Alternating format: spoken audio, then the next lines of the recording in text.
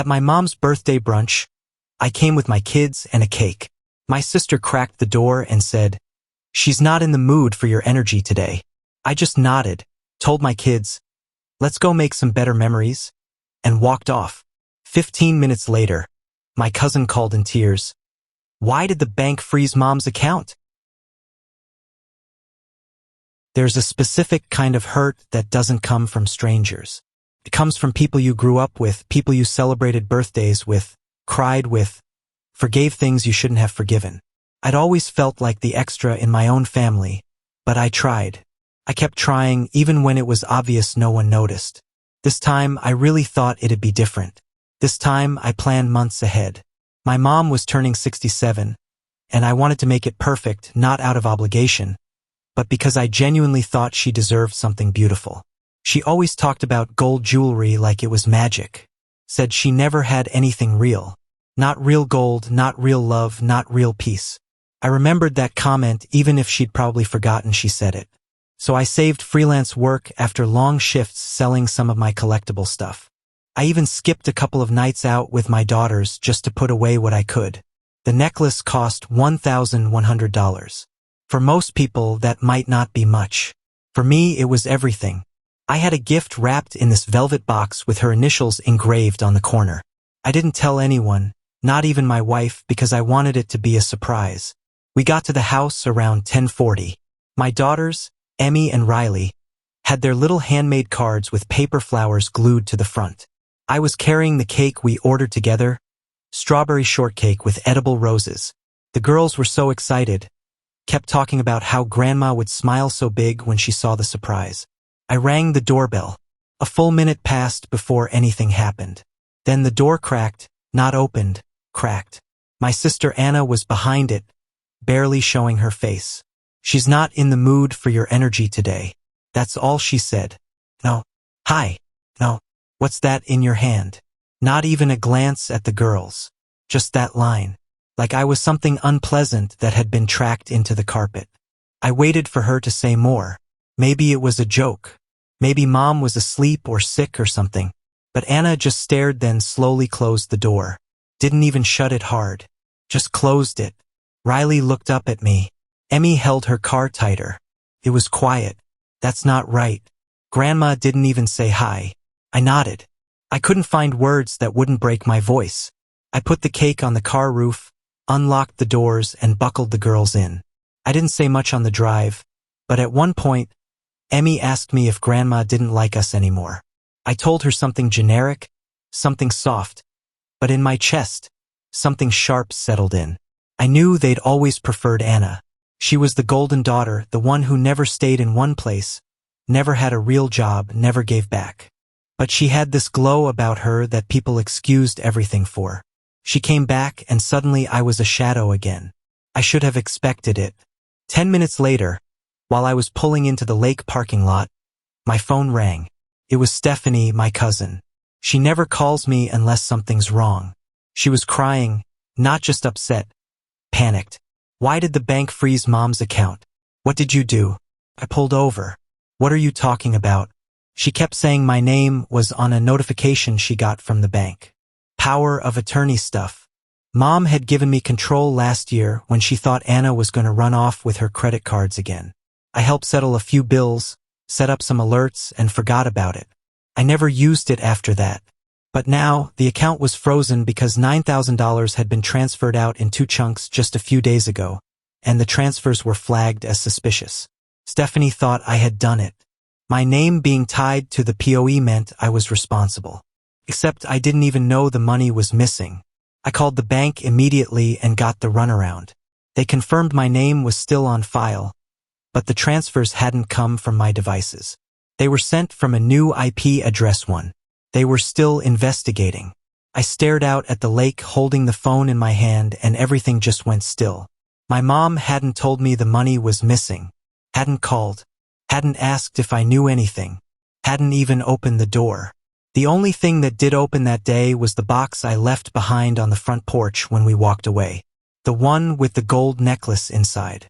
I never went back for it. Didn't even think about it until later that night. But something changed in me that morning. Not like a movie twist, More like a lock clicking shut somewhere deep inside. They made it clear who mattered. And I was tired of pretending I hadn't seen it. That was the start. Not of revenge, not exactly, but of something I didn't know I had in me yet.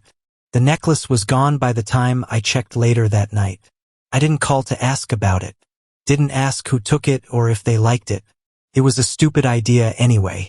I just wanted to do something my mom would remember. Something good. But they remembered something else, that Anna was back. And in their world, that meant the lights turned off for everyone else. The next few days were a blur.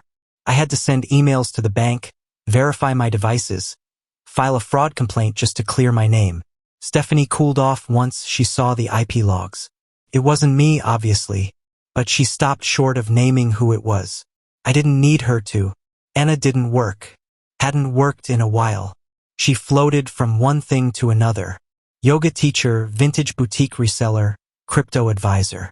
Briefly, she stayed at mom and dad's whenever she was between places, which was most of the time. Dad called it helping out. Mom called it having her baby close. She's 37. I'm 2 years older.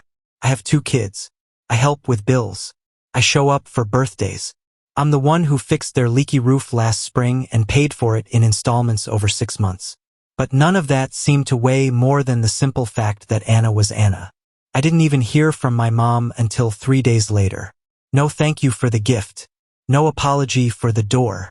She left a voicemail while I was at work. You had no right to freeze my account. I don't care what you say. That was a betrayal, Lucas.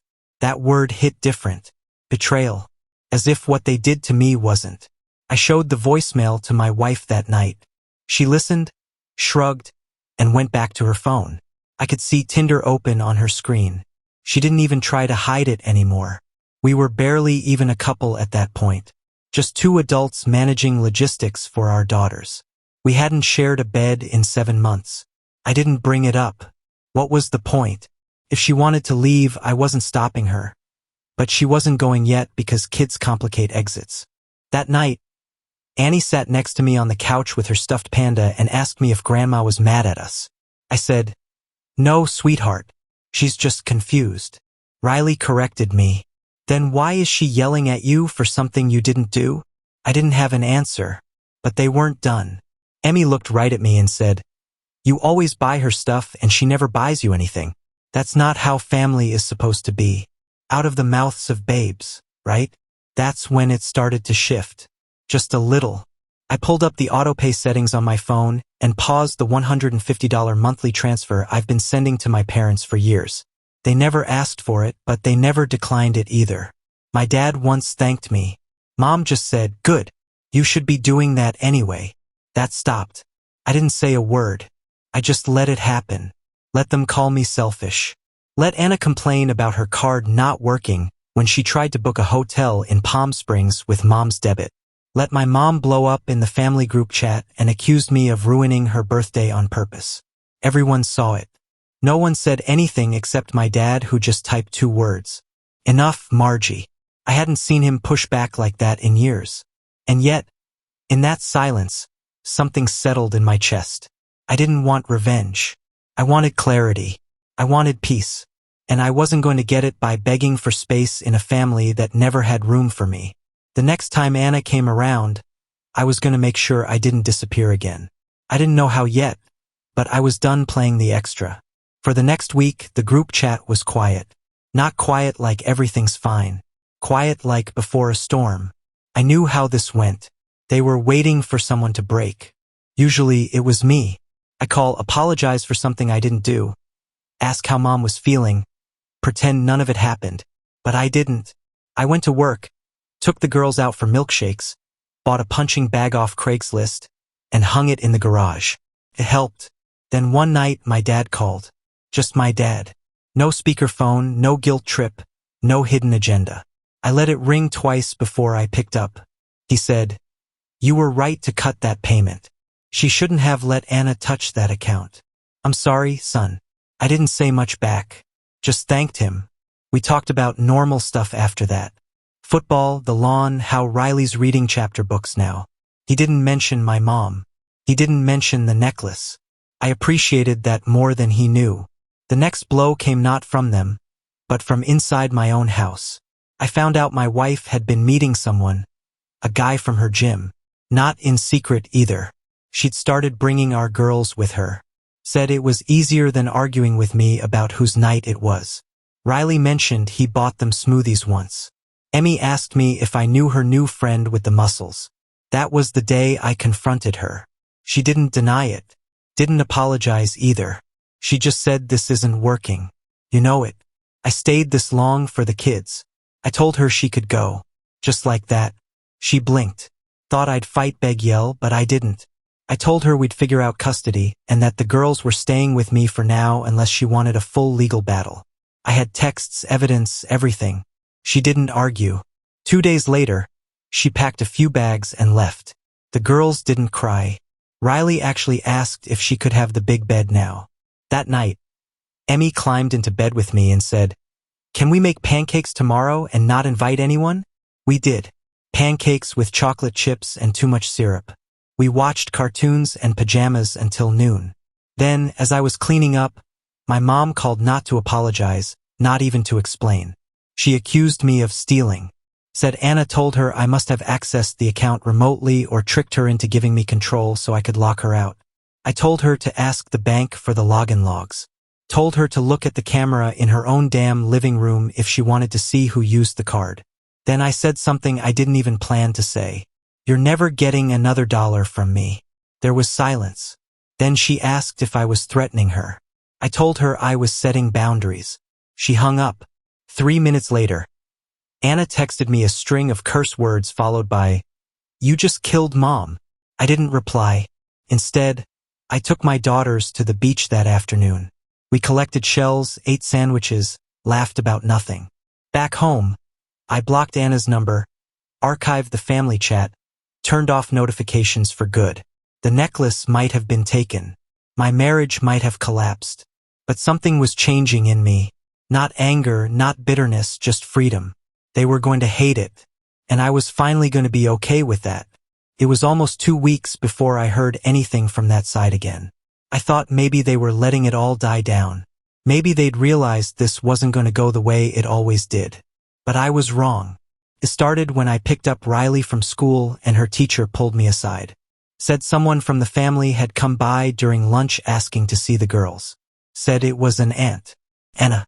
She gave a fake story about wanting to surprise them and bring them home for a birthday thing even though there was no birthday. The teacher followed protocol, refused, and called me. But I hadn't answered because I was in a meeting. When I called the school back, they said she was gone already. No damage done, but still. That was enough. I filed a no-contact order the next morning. It wasn't even hard. I had texts, messages, the whole mess about the account. The part that hit me was how easy it was once I stopped making excuses for them. I didn't tell anyone about the order, not even my dad. I knew it would surface soon enough. It did. 3 days later, I got an email from my mom. Not a call, not a text, an email. She wrote that she was disgusted with what I'd done and that the family would never recover from this betrayal. She ended with a single line. "You were never my real son anyway. Anna is the only one who understands me." It was supposed to hurt. And yeah, part of me flinched, but mostly I felt lighter. I didn't respond. Instead, I sat my daughters down and told them the truth. That some people in our family weren't kind and that sometimes being kind means walking away. They both nodded like they already knew. Emmy said, "I think Grandma only likes people who give her stuff." Riley added, "Anna never even asked us how school was." And just like that, I stopped worrying about who I lost because I had my daughters. And for the first time, I realized that was enough. Then 2 days later, my dad showed up unannounced, standing on my porch with a grocery bag in one hand and a 6-pack of root beer in the other. He said, "Thought maybe the girls would like to bake cookies with someone who doesn't make them cry." We didn't talk about my mom or Anna or the email. We just baked cookies, told old stories, watched a movie. None of us really paid attention to my daughters clung to him like they hadn't seen a good man in months. When he left, he hugged me for the first time in years. He whispered, "You didn't do anything wrong, Lucas." That's when I knew this wasn't going to be a phase. This was going to be my life now. Without a wife, without a mother, without a sister, but with peace. And peace was worth the noise it took to get there.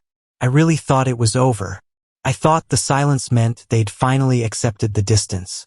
I thought my mom was too proud to ever show up, too furious to speak to me again. But like most things in my family, quiet never meant peace.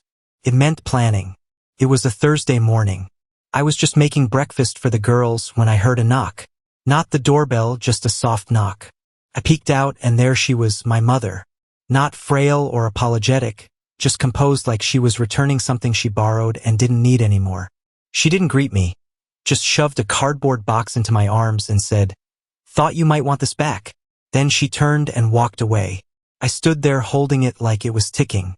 I waited until the girls were occupied with a cartoon before opening it. Inside was the necklace, still in its velvet box, still perfect, and on top of it, folded twice, was a note. The handwriting hit me instantly. Annis all slanted and rushed like she couldn't even be bothered to make her cruelty neat. "You can't buy love, Lucas. Maybe try being someone worth missing instead." That alone would have been enough. But underneath it was something worse. A second note, neat cursive. "My mom's. You embarrassed me. You humiliated this family. Your daughters will grow up and see through you just like your wife did. And then you'll be alone. And maybe then you'll finally shut up and listen." I stared at those words longer than I should have.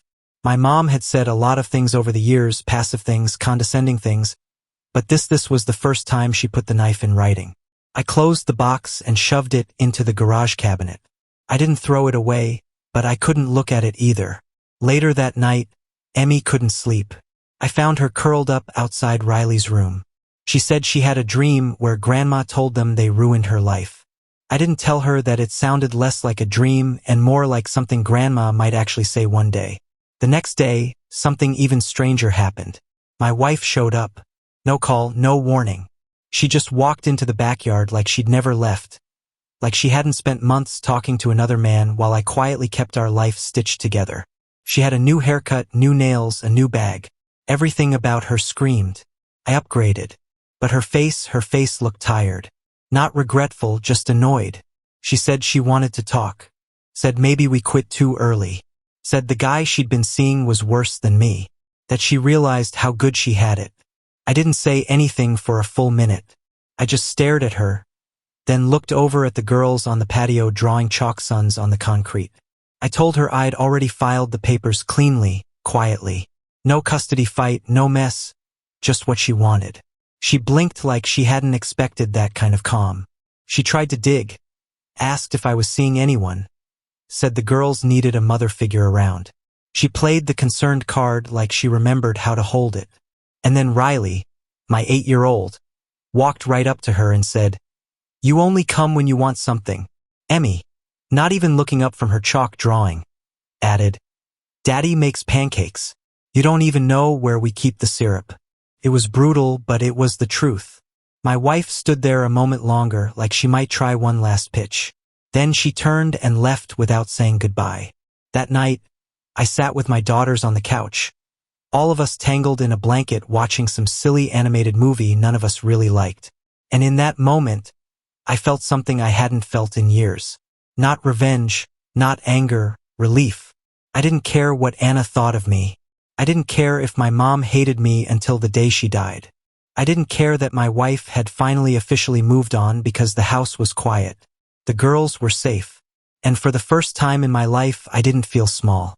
There was only one piece of this story left unfinished. My dad. He hadn't taken sides yet, but he was about to. It was a Sunday morning, 2 weeks after my mother dropped off the necklace like a dead animal on the porch. I was in the backyard repainting an old wooden bench the girls wanted to turn into a lemonade throne. But I heard the gate open. I looked up, paintbrushed in hand, expecting a neighbor or maybe another delivery guy who couldn't find the front door. It was my dad. He had a brown paper bag in one hand and an old deck of cards in the other. He said, "You still make that cinnamon coffee?" I nodded, walked inside, and made 2 mugs. He sat at the patio table with the bag between us. It had donuts inside from that little bakery near his house. The one he used to take me to when I was a kid. We didn't say much at first. The girls came out, hugged him like he was a rare treasure, then disappeared with their donuts, happy to let us talk alone. Then he said it, "I'm done with her." I didn't react. I let him keep going. He told me everything, the account, how Anna confessed to the transfers, how Mom knew about it the whole time and covered for her, said it was temporary, that Anna just needed a hand. She convinced my dad to stay quiet and he did for a while. But then the notes came. The way she used the necklace to humiliate me. The fact that she told people I was poison that broke something in him. He said I stayed too long. Son thought keeping peace was love, but peace isn't one person bleeding so the other one can feel calm. He moved out 2 days after she dropped off the box. Rented a small apartment near the lake. Took only his tools, some clothes, and the photos he kept hidden in the basement. He hadn't even told Anna yet. Said if she wanted to know where he went, she could check the account and see what silence costs.